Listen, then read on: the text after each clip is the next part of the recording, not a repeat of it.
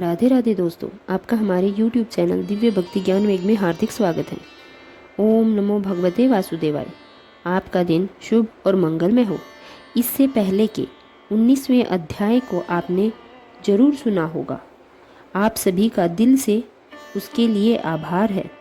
श्री सूत जी बोले, हे विप्रो, नारायण के मुख से राजा दृढ़धनवा के पूर्व जन्म का वृत्तांत सुनकर जब तृप्ति नहीं हुई, तब देव ऋषि नारद ने एक बार फिर नारायण से प्रश्न किया। नारद जी बोले, नारायण नारायण, हे तपोधन, महाराज दृढ़धनवा ने मुनि श्रेष्ठ वाल्मीकि जी से क्या कहा था, वह मुझे विस्तार सहित विनीत होकर बताइए। तब नारायण बोले, हे नारद सुनो, राजा दृढ़धनवा ने महाप्रज्ञा मुनि श्रेष्ठ वाल्मीकि मुनि की प्रशंसा और प्रार्थना करते हुए जो कुछ कहा वो मैं तुम्हें बताता हूँ। दृढ़धनवा बोले, जो लोग मोक्ष की इच्छा रखते हैं उनके लिए पुरुषोत्तम मास का सेवन किस प्रकार किया जाए, कौन सा दान किया जाए और उसकी विधि क्या है, यह सब मैं संपूर्ण लोक के कल्याण के लिए मुझसे की गई, क्योंकि आपके समान महात्मा संसार के हित के लिए पृथ्वी पर भ्रमण करते हैं। यह पुरुषोत्तम मास स्वयं साक्षात पुरुषोत्तम भगवान है। इस पुरुषोत्तम मास के सेवन से महान पुण्य की प्राप्ति होती है। यह बात मैंने आपके मुख से भली बात ही सुनी है। मैंने यह भी सुना कि पूर्व जन्म में सुदेव नामक श्रेष्ठ ब्राह्मण ने विधि विधान से पुरुषोत्तम मास का सेवन किया था, जिसके प्रताप से उसका मृत पुत्र उठ खड़ा हुआ था। हे ब्राह्मण, पुत्र के शोक के कारण वह निरंतर निराहारी मेरा यह पुरुषोत्तम मास बिना जाने ही बीत गया। अज्ञान से हुए पुरुषोत्तम मास का ऐसा फल हुआ कि मृत्यु को प्राप्त भी सुखदेव उठ खड़ा हुआ। हरि भगवान के कहने पर इस अद्भुत पुरुषोत्तम मास का सेवन किया। हे तपोधन, मुझे इस जन्म में सब विस्मृत हो गया है, अर्थात मैं सब कुछ भूल गया हूँ। इसलिए इस पुरुषोत्तम मास का पूजन अब विधि विधान से फिर से मुझे विस्तार पूर्वक कहिए। तब वाल्मीकि जी बोले कि ब्रह्म मुहूर्त में उठकर पर ब्रह्म का चिंतन करना चाहिए। उसके बाद बड़े पात्र में जल लेकर उत्तर दिशा में जाना चाहिए। पुरुषोत्तम मास का सेवन करने वाला व्यक्ति सोच के लिए वह गांव से बहुत दूर जाए। दिन और संध्या के समय कान पर जूं को रखकर तथा उत्तर मुख होकर पृथ्वी को तिनके से ढककर वस्त्र से सिर बांधकर और मुख को बांधकर अर्थात मौन होकर रहे, ना थूकने ना जोर से श्वास ले। इस प्रकार मलमूत्र का त्याग करें और यदि रात्रि हो तो दक्षिण दिशा की ओर मुख करके मलमूत्र का त्याग करें। फिर शुद्ध मिट्टी से स्नान करें। हाथों में 3 बार, दोनों हाथों में 10 बार और दोनों पैरों में 14 बार मिट्टी लगाएं। यह गृहस्थ आश्रमी को शौच कहा गया है। इस प्रकार शौच कर मिट्टी और जल से परे पैर और हाथ धोकर फिर दूसरा कार्य करें। तीर्थ में शौच ना करें। तीर्थ से जल निकालकर शौच करें। 2 हाथ जल वाले गड्ढे को खोदकर अगर तीर्थ में शौच करें तो बाद में तीर्थ की शुद्धि करें, नहीं तो तीर्थ अशुद्ध हो जाता है। इस प्रकार पुरुषोत्तम मास का उत्तम व्रत करने वाला व्यक्ति शौच करे। इसके बाद 16 तथा 12 बार कुर्ला करे और मूत्र का त्याग करने के बाद 8 या 4 बार कुर्ला गृहस्थ को करना चाहिए। उठकर सबसे पहले आंखें धोएं, फिर दातुन लाए और इस मंत्र को अच्छी तरह कहकर दांत साफ करें। हे वनस्पति, आयु, बल, यश, वज्र, प्रजा, पशु, वशु, ब्रह्म, ज्ञान और मेघा मुझे प्रदान करो। अपमार्ग अथवा बैर की 12 अंगुल लंबी छिद्र रहित दातुन करनी चाहिए, जो कानी उंगली के समान मोटी हो, जिसके परव के आधे भाग में कुच्छी हो, और दातुन से अपना मुख शुद्ध करना चाहिए। रविवार के दिन लकड़ी से दातुन करना निषेध माना गया है, इसलिए 12 बार कुर्ले से मुख शुद्धि करें। इसके बाद आचमन करके प्रातःकाल स्नान करना चाहिए।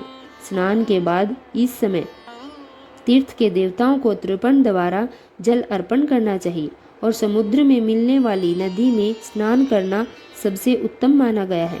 बावली और तालाब में स्नान को विद्वानों ने मध्यम कहा है और गृहस्थ के लिए घर में स्नान करना सामान्य कहा गया है। स्नान के बाद शुद्ध और शुक्ल वस्त्र धारण करने चाहिए। ब्राह्मण को कंधे पर उत्तरीय वस्त्र रखना चाहिए और जो यात्रा करने योग्य वस्त्र है उसे सावधानी पूर्वक धारण करना चाहिए। पवित्र स्नान के बाद पूर्व मुख या उत्तर मुख होकर बैठना चाहिए। शिख यानी चोटी बांधकर दोनों जांघों के बीच हाथ जोड़कर आचमन करना चाहिए। उसकी पवित्र हाथ में धारण कर आचमन क्रिया करनी चाहिए। ऐसा करने से पवित्र अशुद्ध नहीं होता, परंतु भोजन करने से पवित्री अशुद्ध हो जाती है। इसलिए भोजन करने के बाद उस पवित्री का त्याग करें। आचमन के बाद गोपी चंदन की मिट्टी से तिलक धारण करना चाहिए।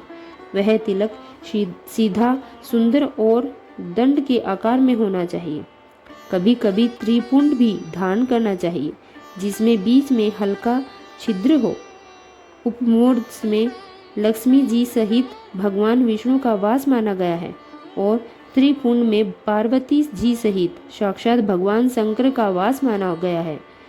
जिस तिलक में छिद्र नहीं होता कुत्ते के पैर के समान माना गया है, उसे विद्वानों में निषेध बताया है।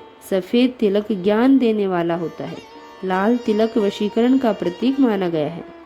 पीला तिलक समस्त सिद्धियों रिद्धियों को देने वाला माना गया है। अन्य प्रकार के तिलक नहीं लगाने चाहिए। गोपी चंदन की मिट्टी से शंख, चक्र, गदा, पद्म आदि के चिन्ह धारण करना चाहिए। यह सभी पापों का नाश करने वाला और पूजा का अनिवार्य अंग माना गया है। जिस व्यक्ति के शरीर पर भगवान के चिन्ह होते हैं उसे सामान्य मनुष्य नहीं समझना चाहिए, वह भगवान के समान माना जाता है।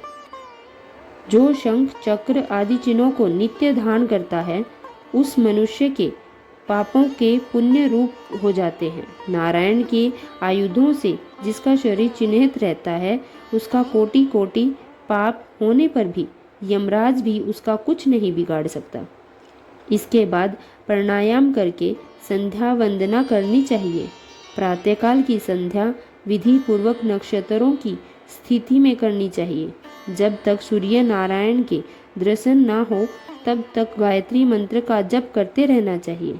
सूर्य के उदय होते ही उपस्थान करना चाहिए, अर्थात हाथ जोड़कर सूर्य देव को अर्घ देना चाहिए। सायंकाल के समय पृथ्वी को स्पर्श करते हुए नमस्कार करना चाहिए और जो भी कमी रह गई हो उसे इस मंत्र से पूर्ण करना चाहिए।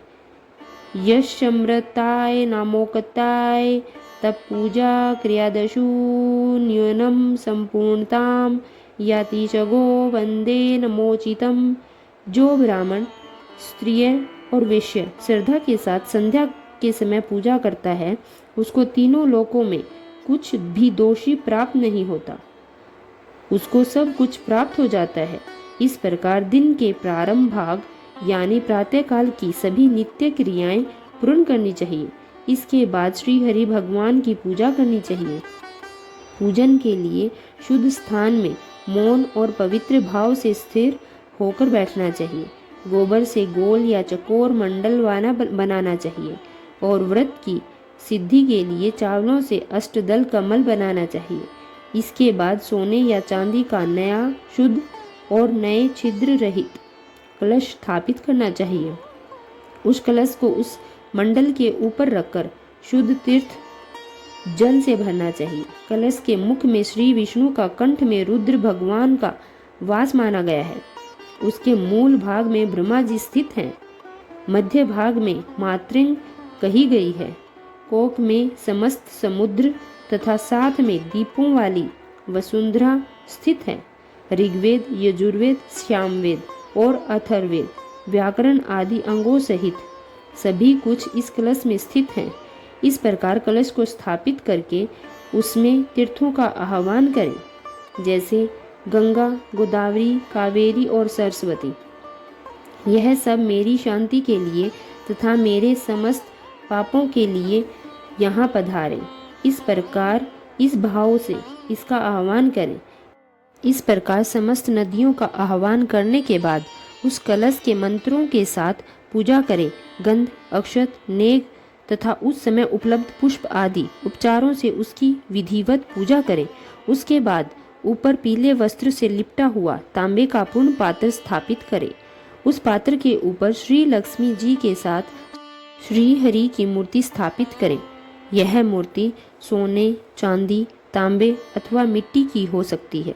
फिर भक्ति भाव से पूर्ण होकर विधि विधान के अनुसार उस प्रतिमा की पूजा करें। पुरुषोत्तम मास के देवता स्वयं पुरुषोत्तम भगवान हैं, अतः पुरुषोत्तम मास के आगमन पर उनकी विशेष पूजा करनी चाहिए। जो इस संसार सागर में डूबे हुए प्राणियों को उभारते हैं, ऐसे भगवान की स्तुति श्लोकों में की गई है। जो मनुष्य मृत्यु धर्म को जानकर भी पूजा नहीं करता, उसे जीवन में बार बार बहुत कुछ प्राप्त होता है, जैसे ग्राम, धन, पुत्र, घर, शुभ अशुभ कर्म सब फिर मिल जाते हैं, किंतु शरीर बार बार नहीं मिलता। इसलिए इस शरीर की रक्षा धर्म के लिए होती है और धर्म की रक्षा ज्ञान के लिए होती है तथा ज्ञान से ही मोक्ष की प्राप्ति सुलभ होती है। इसलिए धर्म को अवश्य करना चाहिए। देह रूपी वृक्ष का फल सनातन धर्म कहा गया है। जो शरीर धर्म से रहित है, अर्थात जिसने कभी धार्मिक कार्य नहीं किया, उसका जीवन निष्फल होता है। साहित्य के लिए ना माता कही गई है और ना ही स्त्री पुत्र आदि कहे गए हैं, और ना पिता ना सहोदर भाई, केवल धर्म ही उसका प्रधान सहायक होता है। बुढ़ापा सिंगनी के समान भय देने वाला कहा गया है और रोग शत्रु के समान कष्ट देते हैं। फूटा हुआ बर्तन जैसे पानी नहीं रोक पाता, वैसे ही आयु भी दिन प्रतिदिन क्षीण हो जाती है। जल की तरंगों के समान लक्ष्मी चंचल है। पुष्प के समान युवा अवस्था कुछ समय में मुरझा जाती है। सौपन के राज्य के समान संसार के सुख भी क्षणभंगुर हैं। धन चंचल है, चित्त चंचल है और संसार के सुख भी स्थिर नहीं है। ऐसा जानकर संसार से विरक्त होकर धर्म की साधना में लग जाना चाहिए। जैसे सर्प से आधा देह निकल जाने पर भी मेंढक मक्खी को खाने की इच्छा करता रहता है, ठीक उसी प्रकार काल से ग्रास हुआ जीव भी दूसरे को पीड़ा में देखने के बाद दूसरे का धन हरण होने की इच्छा रखता है। मृत्यु से घिरी हुई मनुष्य भला किस प्रकार सुख से प्रसन्न हो सकता है। वध के लिए वध स्थान को पहुंचाए जाने वाले पशु के समान सभी सुख व्यर्थ हैं। जब धर्म करने का विचार होता है तब उस समय धन उपलब्ध नहीं होता, लेकिन जब धन होता है तब मन में धर्म नहीं लगता, और जब दोनों धन और मन एक साथ होते हैं तब अवसर नहीं मिलता। इसलिए जब भी कभी मन, धन और समय तीनों का संयोग हो जाए तब बिना विचार किए धर्म करना ही बुद्धिमानी है। अत्यधिक धन खर्च करने से अनेक प्रकार के धर्म होते हैं, परंतु पुरुषोत्तम मास में थोड़े से धन से भी महान धर्म प्राप्त हो जाते हैं। स्नान, दान तथा कथा के समय श्री विष्णु भगवान का स्मरण करना ही अत्यंत उत्तम धर्म है। जिस प्रकार गंगा श्री श्रेष्ठ तीर्थ है, कामदेव ही धनुषधारी है, विद्या ही श्रेष्ठ धन है और गुण ही सच्चा रूप है, उसी प्रकार संपूर्ण महीनों में पुरुषोत्तम मास ही सर्वोत्तम है। यद्यपि यह पुरुषोत्तम मास पहले कभी सारे के सारे कार्यों और यज्ञों में अत्यंत निंदनीय माना जाता था, फिर भी भगवान की कृपा से यह पृथ्वी पर साक्षात भगवान के नाम से प्रसिद्ध हुआ। जिस प्रकार हाथी के पैरों में सभी प्राणियों के पैर समा जाते हैं, उसी प्रकार समस्त धर्म और कला समस्त पुरुषोत्तम मास में समाहित हो जाती है। जैसे नदियों की तुलना गंगा से नहीं की जा सकती, कल्प वृक्ष के समान दूसरा वृक्ष नहीं होता, चिंतामणि के समान दूसरा रतन नहीं होता, कामदेव के समान दूसरी गाय नहीं होती, कामधेनु के समान दूसरी गाय नहीं होती, राजा के समान दूसरा पुरुष नहीं होता, वेदों के समान दूसरा शास्त्र नहीं होता, उसी प्रकार सभी पुण्य काल पुरुषोत्तम मास के समान नहीं हो सकते। पुरुषोत्तम मास के देवता स्वयं पुरुषोत्तम भगवान है, इसलिए श्रद्धा और भक्ति से उनकी पूजा करनी चाहिए। शास्त्रों को जानने वाला कुशल शुद्ध वैष्णव सत्यवादी और विद्वान आश्रय को बुलाकर उनके द्वारा पुरुषोत्तम भगवान की पूजा करनी चाहिए। जो मनुष्य मोक्ष की इच्छा रखता है वे अपने अंतःकरण के मोक्ष, क्रोध, लोभ, अहंकार आदि रूपी बड़ी मछलियों से भरे इस संसार सागर को पार करने की इच्छा करता है। ऐसा व्यक्ति इस भारतवर्ष में आदि देव पुरुषोत्तम भगवान की विधिवत पूजा अवश्य करे। इस प्रकार वाल्मीकि जी ने देव शर्मा को पुरुषोत्तम मास की पूजा का विधान बताया। इसके बाद उन्होंने प्रतिमा की प्राण प्रतिष्ठा का विस्तार पूर्वक वर्णन किया और उसकी संपूर्ण विधि बताई। उसका पूरा वृत्तांत आप अगले अध्याय में सुनेंगे। अगर आपको यह वीडियो अच्छी लगी हो तो प्लीज़ वीडियो को लाइक करें, चैनल को सब्सक्राइब करें ताकि आगे आने वाले अध्यायों का नियमित रूप से आपको वीडियो प्राप्त हो सके। धन्यवाद।